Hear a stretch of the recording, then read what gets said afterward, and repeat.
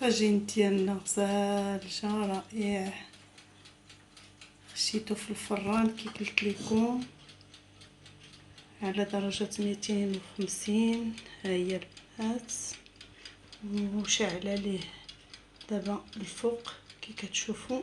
ها هو العافيه فيه من الفوق باش يتحمر من الفوق.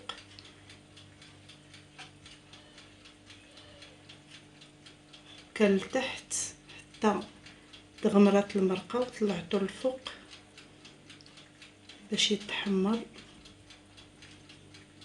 وغادي تشوفوا معنا النتيجه في الاخير ودوزوا معنا على بركه الله نشوفوا المكونات.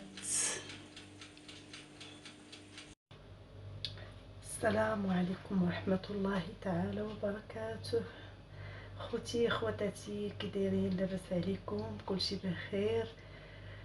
نتمنى من الله يلقاكم هذا الفيديو في احسن الاحوال والصحه والعافيه ويعفو علينا ربي من هذا الوباء والهلا باقي يشوفنا شي حاجه اللي كتخلعنا فيكم ولا فينا ولا في وليداتنا ولا في كافه المسلمين اللي داخل الوطن وخارج الوطن. البنات هنا جيت ندير معكم واحد طاجين ديال الحوت بالخضر. هنا على بركه الله غادي نبداو. غنحتاج واحد جوج مطيشات صغار مدورين، ها هما فلفله خضراء فلفله حمراء جوج خيزويات. ها هما البنات هاد جوج خيزويات بعد ما سلقناهم. جوج خيزويات في القياس الا كانت حيت انا دايره كيلو د لاطوط خوتي خواتاتي، كيلو د لاطوط يعني الا كان كتر غتحتاجوا القياس كتر. انا كنهضر لكم على القياس اللي دايره انا. هنا جوج خيزويات سلقتهم في الملحه وشويه البزار، وهنا جوج بطاطات سلقتهم حتى هما في الملحه وشويه البزار. كي تعرفوا خوتي لاطوط ما كتبغيش طياب بزاف، الحوت كله الا دخلتي عليه الطياب كيقصح. كيفاه انا لهذا كنحاول نسلق هاد الخيزو هكا. هانتوما راه كيبقى فيه شويه ما يطيب، هانتوما راه ماشي طايب مره، هي سلقته مسلقه. وبطاطا كذلك، ها هي بطاطا وكذلك سلقتها مسلقه باش تكمل الطياب مع الحوت. هنا كنحتاج واحد نص مطيشه محكوكه، كنحتاجو قزبور ومعدنوس، كنحتاجو الثومه مدقوقه، اما مدقوقه اما مطحونه اما محكوكه، كل كي كيدير ليها. كنحتاج واحد جوج حامضات معصورين، منهم كنحيدو واحد 3 طرونشات باش كنزينو الحوت ديالنا. كنحتاجو واحد جوج وريقات ديال عصا سيدنا موسى، هما دايرهم في الماء وخلاص.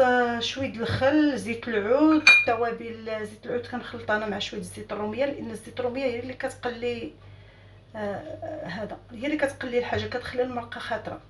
هنا توابل الحوت ومن بعد كنزيد شويه من التوابل ديالي. هنا البنات نبداو على بركه الله. كي كتشوفوا غادي نجيب واحد الزلافه كبيره، ها هي غادي نديرو فيها داك الحامض اللي عصرنا. من بعد الحامض كنضيف البنات الملحه باش ما نجي فين نكمل نلقى الملحه دابت. ها هي الملحه لان الحامض تيذوب الملحه.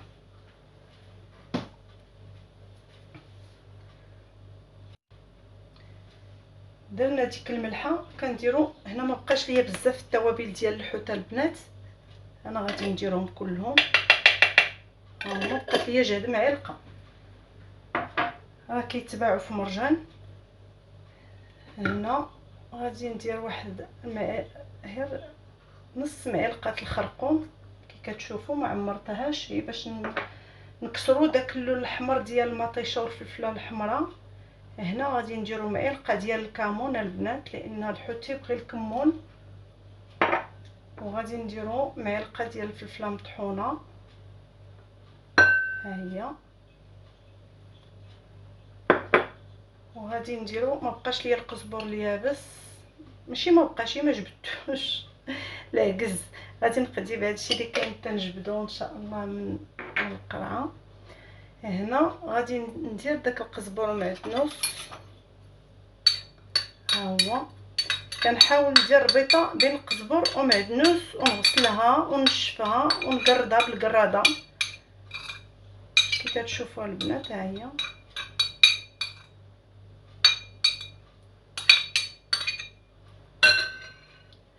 هنا كندير ديك المطيشه اللي حكيت انا. كانت عندي مطيشه كبيره، نصها حكيتو ونصها زدتو على هذيك المطيشه طرونش اللي بغيت ندير في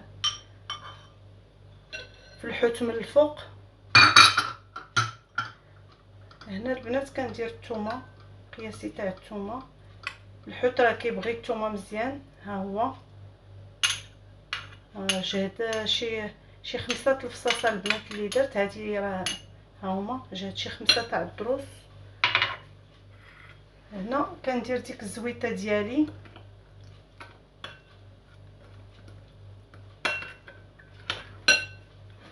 كي قلت لكم كنخلط انا زيت العود كثيره وزيت الروميه غير شويه. هنا كنزيد واحد شويه ديال الخل الابيض. الخل الابيض البنات كيجي رائع في الحوت.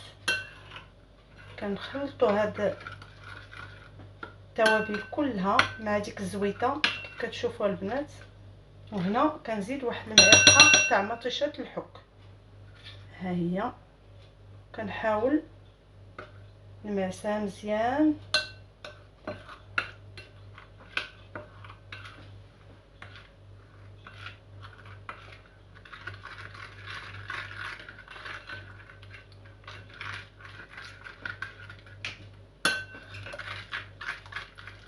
وهنا نكونوا وجدنا لاصوص ديالنا كي كتشوفوا البنات. لاصوص ديالنا وجدات. انا غادي نبدا نضغمر الحوت. ها نتوما البنات، ها هو كي شفتوه، ها هو كيلو ديال لاطوط بعد ما غسلته ودرتو يتصفى من الماء. يعني الا ما تصفاش راه كيبقى يطلق الماء. الحوت راه كيطلق الماء.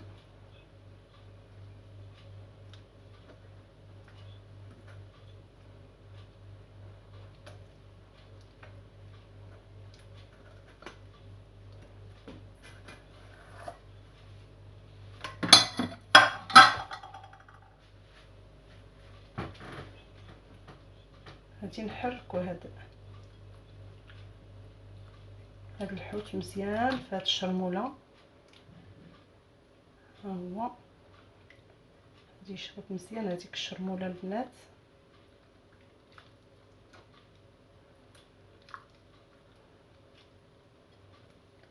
غادي نحطو واحد شويه، غير شويه بيد ما نقاد.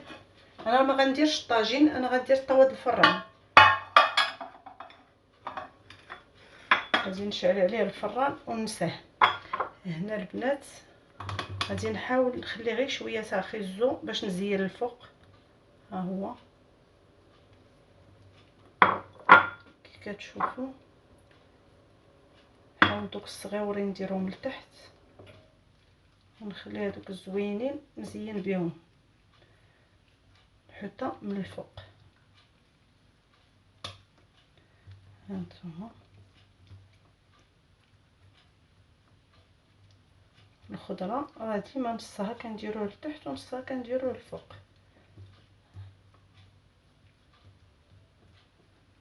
هانتوما البنات كنعاود نفرق شويه من هاد الفلفله الخضراء ونعاود نفرق شويه من هاد الفلفله الحمراء. ها هما نحاول داكشي اللي بينا نديرو لتحت هو ديك الفلفله اللي كانت تكون مقرده مهرسه، اما اللي كيكون زوين هكا كنحاولوا نخليوه نزينوا به الفوق.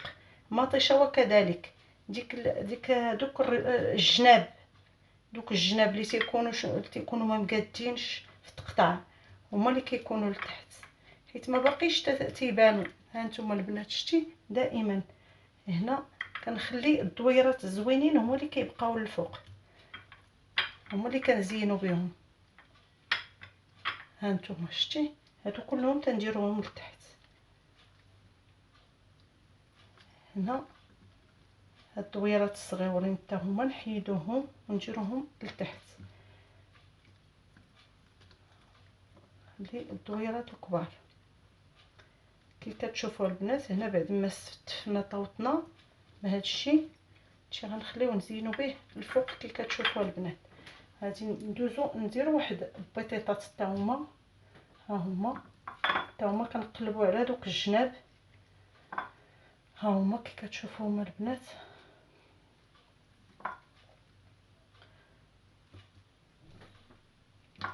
ونخلي الدويرات اللي زوينين. ها نتوما البنات ديما كنقلب على الجناب، والدويرات اللي زوينين كنخليهم للتزيين الفوق.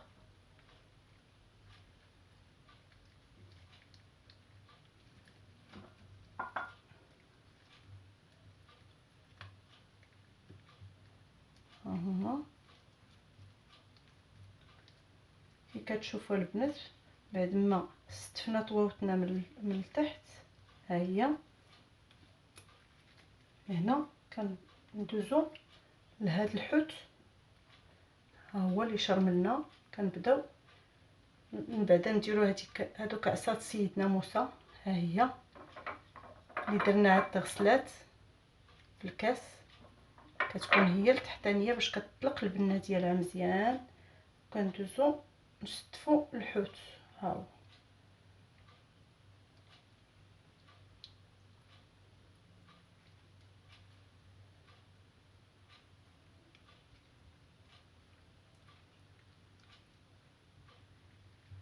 طويجينا البنات راه كيجي غزال. وهذا الحوت راه كيعجب الدراري البنات لان راه ما فيهش شوكو معزول، الشوك ديالو معزول، ما يخافوش منه الدراري، باين الشوك ديالو.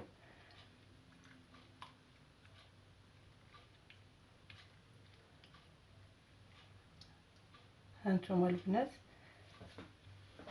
ها هي بعد ما استفنا هاد الحوت غادي ندوزو نعاودو نستفو نديرو مطيشه. هاد البوطيطه هي الاولى، ها هي هادي اللي بغينا نزينو بها البنات، ها هي نخشيوها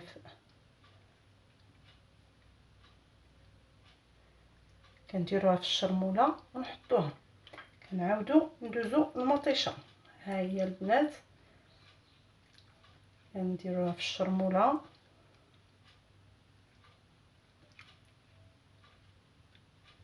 ها هي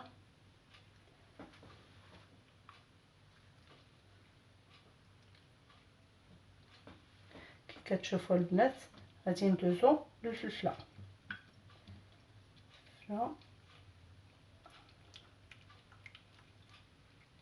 هي البنات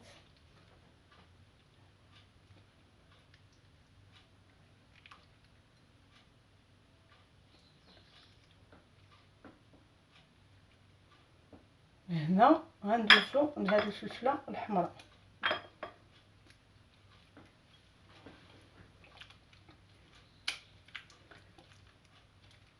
كلشي يدار في التشرميله.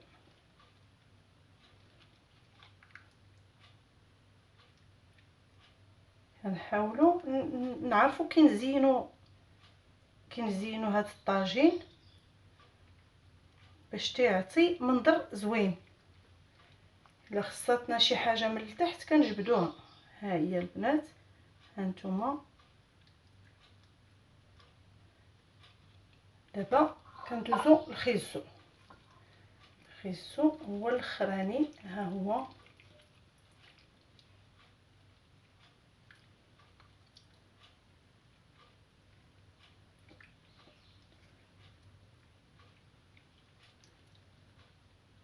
البنات اللي عنده شي زويتينات راه يقدر يديرهم، راه كيجي رائع بالزيتون. الماء ما عمركم ديروا الماء في الحوت البنات، غير هاد الشيء راه تبارك الله راه كافي، راه غادي يطلق الماء ديالو.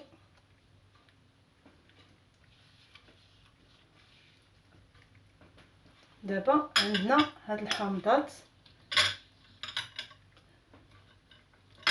ها هما البنات، ها هما انا نمسح فيهم غير يديا. ها هما هاد 3 طرونشات للتزيين، ها هما كي كتشوفوهم.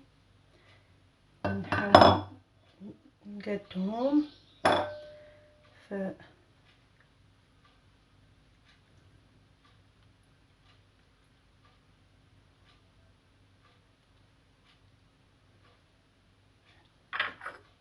هادي مطيشه بقات هنايا، نحيدوها. كي كتشوفوا البنات هكا غادي نكونو جدنا طاجيننا.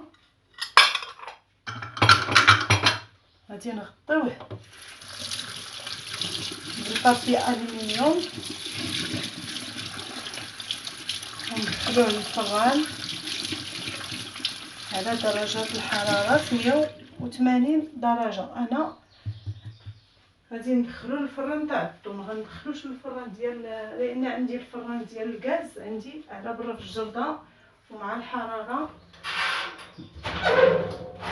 ما قادراش نخرج نحطو في الجردة. هنا غادي نكون مسخن الفران ديالي تاع الدار على 250 درجة، ونشعل ليه الفوق والتحت حتى يسخن. كي كتشوفوا البنات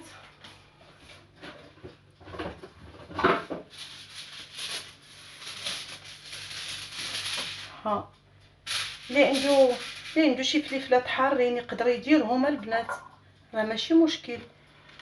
زويتنات راه كيجي رائع. انا ما عنديش الزيتون والفلفله حاره، ما بغيتش نديرها لان الدراري ما تياكلوش الفلفله حاره. ما حتى حد ما تياكل الفلفله حاره، غير انا اللي تناكلها. انا الا بغيتها راه كندير الفلفله الاخرى. وتنحاولوا نغطيو طاوطنا. شتوها البنات؟ ها هي، شتوها خواتاتي. نحاول ندخل الجناب.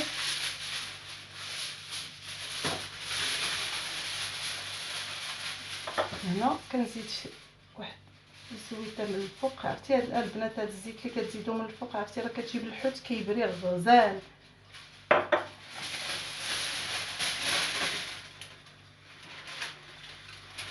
هنا غادي نغطيوه، نكونوا سالينا غادي نغطيوه كي كتشوفوا. ها هو غادي نديوه للفران ونرجعوا معكم تشوفوا نتيجه الطاجين تاعنا في الحوت ان شاء الله باذن الله. ونتمنى خوتي خواتاتي اللي عجبوا الفيديو ما يبخلش علينا باللايك ودير اشتراك الا ما كانش مشارك معنا فضلا وليس امرا. ونتمنى لكم الخير، وبكم حنا كتحفزونا تزيدوا بينا للقدام، بكم باش حنا موجودين وبكم باش حنا كاينين، وبفضل الله تعالى ما نساوش فضل الله تعالى علينا. وندوزو تشوفوا معنا النتيجه من بعد ان شاء الله. عندنا تقريبا 30 دقيقه كي قلت لكم، لان بطاطا طيبه وخيزو طيب، ماشي طيبين، نص طيبه. دابا غادي ندخلو الفران. الى اللقاء. وهنا على بركه الله نكونوا خرجنا طاجيننا من الفران، وها هو شوفوا الفيجا رائع. نبغي نوريكم البنات المريقه ديالو. ها هي كي تتبان لكم، ها هي معقوده. باقي اللي بغى يزيد يشحر البنات يقدر يشحر. ها هي انا ما بغيتش نشحرو لان تيبغيو الدراري يغمسوا في المريقه. ها هي ممكن البنات تعريوه وتخليوه في الفران كيف وريتكم، وتخليوه مازال شويه لتحت ويتشحر. وإلا كنتو مزروبين غادي ديروه فوق البوطه وتعريوه باش يتشحر مزيان. ها نتوما البنات كنحاولوا نخويو المريقه فوق هذاك فوق الفلفله والحامض والبطاطا، داكشي باش زينه باش تجي حتى هي منسمه وما تجيش ناشفه في الماكله. ها نتوما البنات طاجيننا ها هو رائع جدا، ما لاصق ما حتى شي حاجه، واستودعكم الله الذي لا تضيع ودائعه، وللحلقة القادمة إن شاء الله في شي طويجين آخر أو وصفة أخرى. ومع السلامة. أحبكم في الله عزيزاتي، أخواتي، إخواني، مع السلامة.